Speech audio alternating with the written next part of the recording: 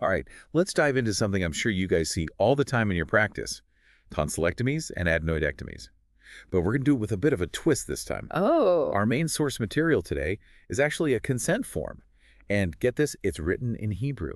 that's interesting. Yeah, so we're going to be looking at this very common procedure through the lens of a foreign language medical document.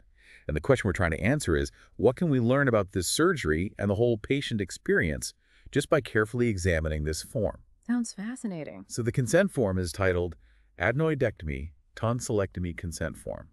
Pretty standard so far. Yeah, very straightforward. But there are some interesting details in there.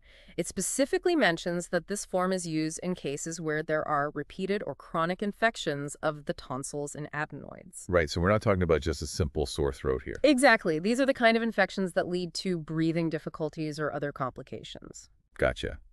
And it even goes on to say that sometimes the procedure can be done to address things like facial skeletal development issues, speech impediments, or even middle ear problems. Yeah, it really highlights the interconnectedness of all those systems. That's true. And something that stood out to me right away is there's a real personal touch right at the beginning of the form. There are spaces not just for the patient's name, but also for the father's name, Interesting. which I think speaks volumes about how important family is in healthcare decisions in that culture. For sure, for sure.